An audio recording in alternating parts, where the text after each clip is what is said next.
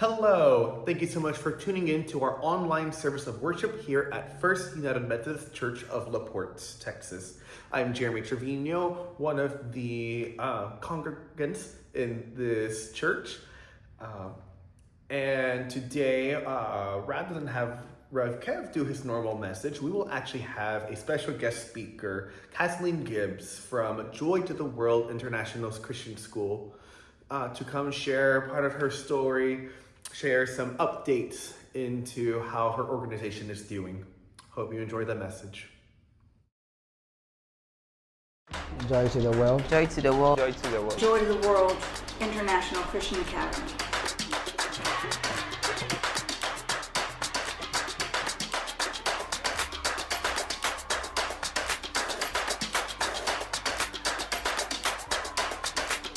Ladies and gentlemen.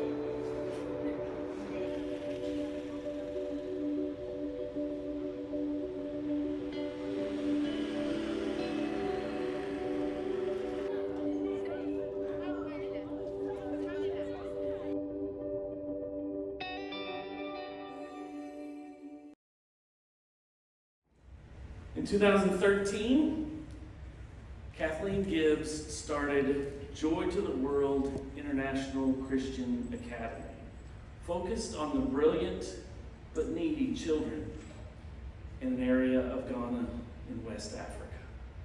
With 3 students, right?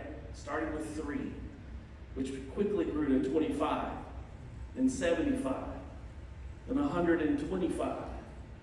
Today, their school population, I heard her say, is 395, which includes nursery, primary school, and junior high school. And you guys had a part in creating the opportunity for that junior high school. 2017, I was in worship, or I was in the office somewhere, and this buzz was happening down in the adult Sunday school classrooms as I heard, we have a guest speaker today. Her name is Kathleen, and she is from Africa. And I was like, well, this is interesting. So I wandered down there, met Kathleen, and from that moment on, an idea was born for us to take a group from our church and go to her school and to see what it was all about and to see what we could do to partner with her. It has been the joy of, one of the joys of my life that I got to go and to see just exactly what was happening there, as were some of you able to do that as well. And so today, Kathleen is back in town to share her story again and to tell us about what else is going on with Joy2theWorld. So Kathleen, come on up and tell us more about what's happening at Joy2theWorld International Christian Academy. So, caught my breath during one of the most recent prayers here, because in one of them you prayed for courage. And the last time I prayed for courage, I ended up 5,000 miles away. So I'm careful when I say, Lord, give me courage. There was a moment when a friend of mine, I was thinking about this also, a friend of mine who drove me to the airport, and I had given away all my navy blue business suits and my high heels and all those accoutrements that ladies have, Bed Bath and Beyond and so on. And I surrendered all of that. And I went to the airport with my friend, and with 5 suitcases and a cat in a crate. And I had really no idea what was ahead of me. But I knew my skills. I knew I kind of knew what I was setting up for, but not really. Had no idea the gift that would be given to me, because really I thought I had faith, I thought I believed. And then when I went there and I realized what I have learned from my friends and my fellow staff and team, the people that I've come to know and love, who you met briefly, you'd say, my name is Amos and my name is Mary and so on. And the children who have given me such a beautiful gift and such a beautiful faith. And so I did give away all those things and really didn't have much trouble with it, to be honest with you. David Platt wrote a book called Radical, and in small print it said "For Christ." And so he challenged us to have courage, and he challenged us to have courage and go out into the world and give up your luxuries from the gift you have by living in America and go out into the world. And I was listening. I don't know why, but I heard that was for me. And a week later, I was invited to an after-work party. I was promised cheese and wine and cheese, and a bunch of girlfriends. We went, and the guest speaker there was a Ghanaian woman. And she started, with the support of an American woman, started an NGO that provided microloans. And I went to volunteer, and I was there for 2 weeks, like a vacation. And the last day that I was there, I was invited to another location. And it was the day of the night I was to leave and come home. And I was thinking, I don't know where I'm going, I don't know the neighborhood, I don't know the people, what am I doing? But I was assured, just get in the taxi and go with them. And they took me to a place called Media, and I was so moved. There were 50 women dressed in what I would imagine their Sunday best, beautiful scarves and dresses. And when I got there, they stood up and welcomed me, and they were asking me to start a microloan organization for them. And I was so moved by who these women were. Powerful in just their being. And I said yes. I had no idea what I was doing, but I was just following what I was led to do. And step by step by step, I ultimately ended up retiring and moving to Ghana. And the country of Ghana said, no more microloans for you. Not me, but no more microloans. The Bank of Ghana is going to do microloans, so we don't want you to compete with us. So you have to shut down or pay a huge tax. And I had already surrendered and come to Ghana and was like, now what am I going to do? So I very quickly got a message that I would start a school and stay there, of course, and start a school. And it's the most amazing experience, the best experience of my life. I'm complete. I really am complete, and full of joy for what I've learned and fortunately been able to teach. So many times when I'm on Facebook so that I can send pictures out to sponsors from this church and other places, kind of staying in touch with them, I use Facebook to do that. Lots of pictures, and pictures of Easter baskets and Christmas and different celebrations and different graduations, and I'm sending them by way of Facebook. And this time I brought a video, and the first part that you saw is a professional, a young college kid came to me and asked me if he could do a documentary. So his video was the first part you just saw. And then I put my team together, not to show the celebrations, but rather the day-to-day activities that go on in the school. So it's kind of mundane. The video is done not by a professional, but with a little cell phone, and my staff, my assistant, the two of them went off. I said, try to get pictures of active teaching and active learning. So you actually will go into the classrooms and see the work that we do. And the reason it's so valuable is because there is a lot of work that dedicated teachers and assistant teachers provide, from the creche all the way up to JHS grade 9. So all of those teachers have put in their lives dedicated to these students. So it isn't just Easter baskets. It's day after day memorization, recitations, quizzes, Monday morning math quiz, vocabulary words, on and on and on. All these things that if you have children, you remember, all the homework assignments and so on. We often skip over that when we talk about our school, and I want to acknowledge our teachers and give you a small taste of what it's like for our students learning, because we're very serious about our education. And so I invite you to watch the next video to see a kind of a rough video of what happens in a day at Joy2theWorld. So please join me for this next video. Hello, my name is Vera. I'm Kathleen Gibbs' assistant. Today I want to show you how a normal classroom at Joy2theWorld is like. We are currently at the nursery class, and this is nursery 2. Draw the circle on the board. Circle. Good. Clap for Joy2theWorld.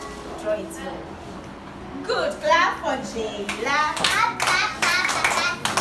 So this is our crèche class, and a lot of people have this perception that crèche is only about babysitting. But no, when it comes to Joy2theWorld, there are a lot of activities that goes on. The crèche class. Currently, they are having their coloring session. yeah. Right. Yes.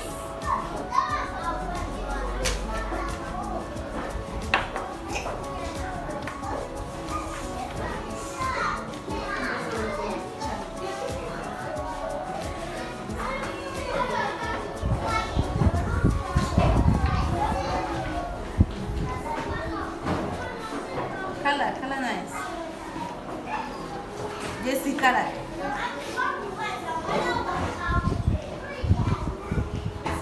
Four simple colors, and the colors are red, yellow, green, and blue. Okay, so baby, can you show me color red? Yes. Good, clap for baby, yeah. Ami, show me color blue. Good, clap for Ami. This morning We are currently at the kindergarten department, and this is KG1. In kindergarten, they learn a lot of things, including English grammar. So they are currently learning about how to form sentences with words. Let's take a look at what they are doing. and this. How about this? Okay, so let's use friend to form a sentence. Yes. Okay, let me call. What's the name? Kelvin, make a sentence with friend for me. I have a good friend. Can we say it together? Yes. So let's go.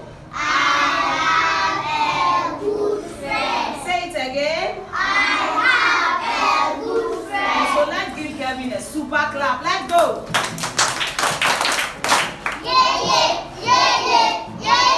You are super. Okay, so we are at the lower primary department and currently at primary 1. In primary 1, they study subjects like science, English, and maths. They are currently learning maths, the concept of addition and subtraction. Let's have a look.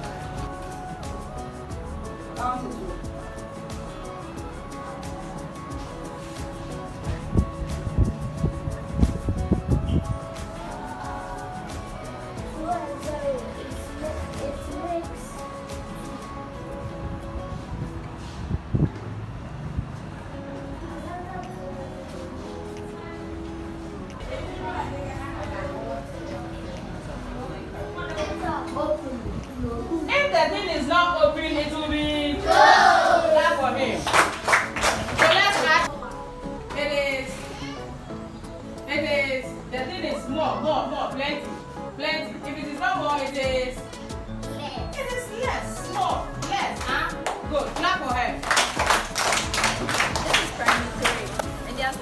religious and moral education under the topic religious leaders. Let's join them and have a look. Okay, and then Prophet Muhammad as the leader of the Muslim. Okay, and then Panoche as on the grasses here.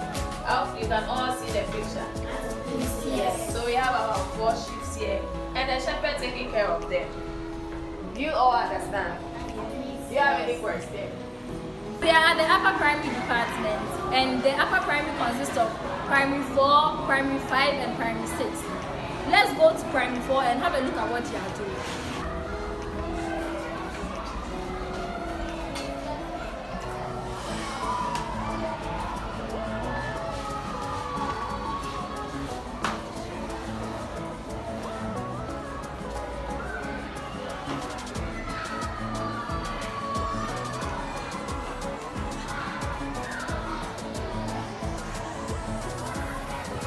We are studying maths, and so Fidel, what are you studying? We are studying positions and transformation, and other that we are learning how to find positions of objects on a graph. Emanuela, can you also tell me what we are learning? We are also studying positions of objects in a graph, and the subtopic is plotting the following points on a graph. So we are currently at primary 5, and we are learning science under the topic forms and sources of energy. Let's have a look at what they are doing. They have practicals, so let's have a look. Very good, clap for him. Good. So energy is the ability to do work. Can somebody expatiate? Tell us something more about energy. Yeah, we have someone. Adamo. Forms of energy like solar energy, chemical energy, light energy, and heat energy. Very good. Clap for him. Energy. Light energy. Pariza. Light energy is a source of energy that helps us to see during the day. That's help us to see during the day. Very good. Clap for her. Good.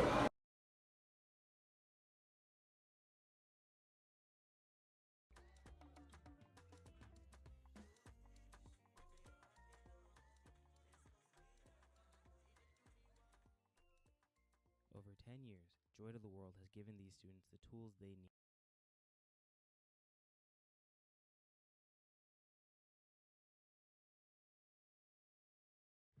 I may repeat myself from earlier, but I know I'm supposed to focus on faith. I wanted you to see what faith can create in cold, hard, earthly, down to earth. This is, you ask for something and this is what you get. And I started with 3 little children, dressed like little ragamuffins, coming in from my church over there. And they are now graduate. They are now in senior high school, and they'll be heading to college, hopefully, in the next couple of years. And so, unfortunately, or fortunately, we have so many children. All I can think of is that nursery rhyme. She had so many children, she didn't know what to do, and she lived in a shoe. But it feels like a shoe because it's very tight. We've used up every inch. We have no more space. We've gone beyond our promises to each other that we would only go 25 to a classroom, and instead we're at 28 and 30 and 31, and there's no room. And we are now building another school. And some of you may know Janet Graves, bless her. She loved Joy2theWorld, and she donated significantly to Joy2theWorld, and we're so grateful. We used that donation to purchase land and buy permits and get permits done and all those things, plus put up a fence all the way around the compound. You have to do that to keep from people moving in and parking in your neighborhood. So anyway, we have the compound secluded, we have the foundation built, And the idea was that we would be able to house 500 more students. And unfortunately, we've run out of money. As you know, Janet is gone, has left us. And so that's another area of concern that I have. And part of the reason why I'm here is any donations towards the property, the school, the new school, would help us reach more children. Right now, we have a waiting list. And I was saying earlier that the culture is the children come from illiterate parents. They're so grateful for their children to have an education that it's not uncommon for a mother to come in and get on her knees in my office. It's a little embarrassing, very embarrassing, to be honest with you. But for them, it's like, please listen to me, because I want my children must get an education. And the things that we take for granted here, there are no truant officers over there, so if you don't have the money and the resources and your child is on the street and left behind, so be it. But for the mothers there, they're like, no, that's not good enough. I want my child with an education. And in the past, we've been able to say, yes, we can take your child. And unfortunately, now we have to say no until we get that building built. So in September, everybody will move up. The seniors will move out into senior high school, and everybody will move up one class. And the vacant class for nursery will open up in September. And again, the march will begin. But in between, we rarely have an opening. But when we do, something occurs and a parent takes their child out of our school, I'll explain why in a minute, it'll be obvious to many of us, but they take their child out of our school in generally P6 or P5, and that child will go into a public government school 2 years advanced, because our education is so strong. And so the child advances and skips a class. The parents they have bragging rights that their children are skipping class, and also they escape a year of fees or whatever, and we lose a student. And occasionally that happens where we have an opening, but I guess I'm telling you that so you know the quality of the education that they get from our school. We're very well known in the community. I had a bunch of you come, you don't call yourselves a gaggle or whatever you call a group of anything, but I think it was 10 people or more, 12? 13. Thank you. Thank you. That came to visit, and it was so great because our kids could relate to the United States, they could relate to generous people, they could relate to the gift of whatever you brought, whether you were reading to students, some were teaching them how to knit, or just something small like that. For years afterwards, they were continuing to knit. There was music, there were all different categories, and a couple of men came along who did some help in the kitchen, and gratefully it's still working great. But that generation of children, they're now in high school. They've left our building almost, there's just like 1 or 2 years left, have left our school, and now we have a generation of students who don't know you and don't know who you are and how you've kept our school alive. So I invite you, I'll leave that to you, and I'll buy you a shirt when you get to Ghana. If that's all it takes to get you to Ghana, I'll buy you a shirt to get you to Ghana. Anyway, so all of those people who are wearing their Ghana wear, thank you, you look beautiful today. But I re-invite you to come and consider coming to meet the kids and spend a little time teaching or sharing something or reading with them or listening to them read to you and gain that confidence and pride. By the way, I was watching in the news about how students these days after COVID suffered so terribly from education during that time that they aren't able to pass the reading test. And I got the reading test off of, it was a New York State reading test, we administered it to our kids, and our kids did fine. Our kids could actually compete in the United States. I don't know culturally if they could compete, but education-wise, they could actually compete with the American student. So anyway, I just invite you. The opportunities to experience faith, to go with nothing and say, you know, where would you have me go? What would you have me do? Anyway, the joke is, I was coming in today and I was looking on my iPad and looking at the book section, and sure enough, that's David Platt. And I was reading it, and I saw where he asked the reader to go globally, but he said it was for 1 year. Well, I've been there a long time. So I've been there 15 years, and I didn't realize I had an out. I could have left and come back after 1 year. I didn't see that part, so, but I guess I'm where I'm supposed to be. I'm not a guess. I know I'm where I'm supposed to be. And I know that I'm led by Christ, and I know that I'm insufficient to do what I've done without God, without Christ. And so I have no other choice but to lean on God and listen carefully, and sometimes stumble over exactly what he wants me to do. So I invite you to do the same.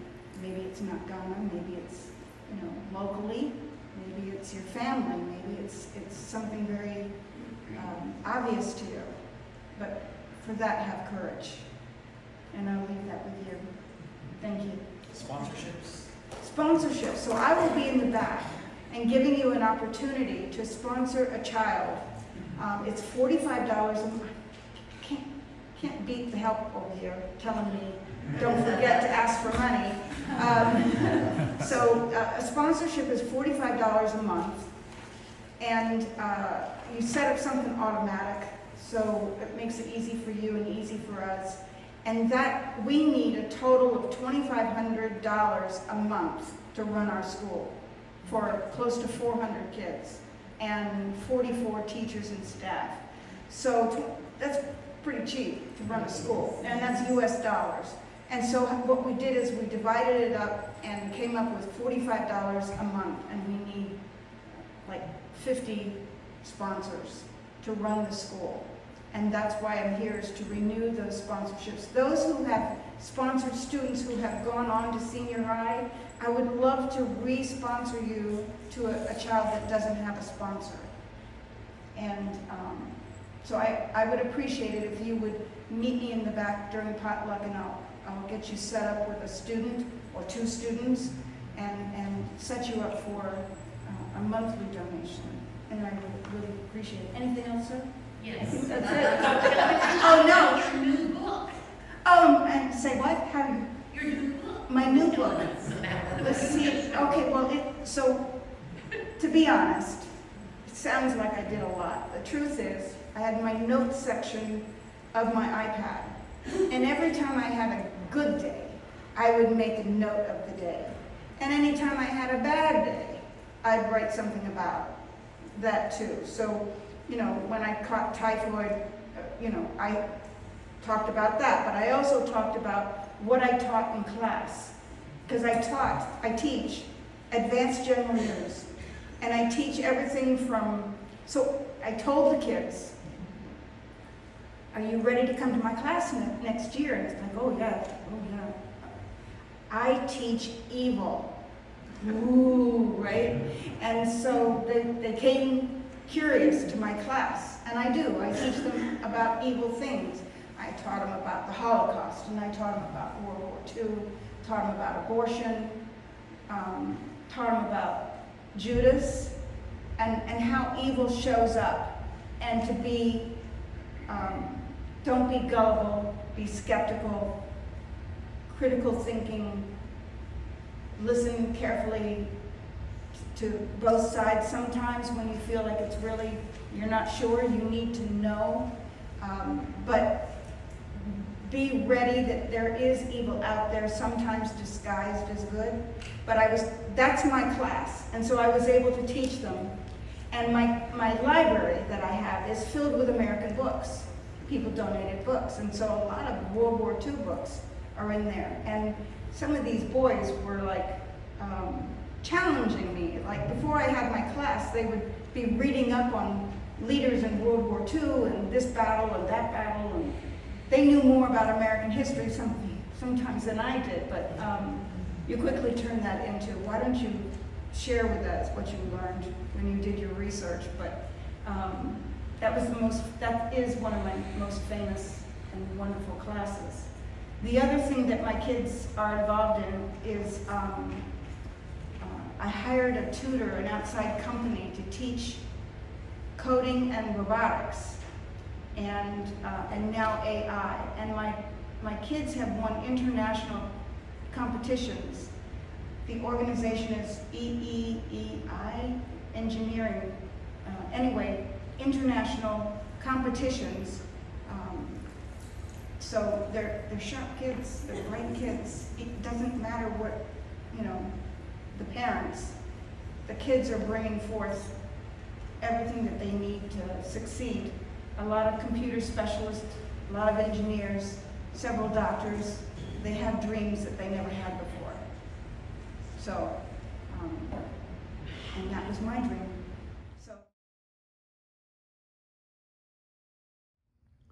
I hope you found some meaning, and I hope you found joy in those words. I hope that maybe the Holy Spirit is calling you to take some action, to show some support wherever you can. And may the Lord bless you and keep you. May the Lord make his face to shine upon you and forevermore. Amen.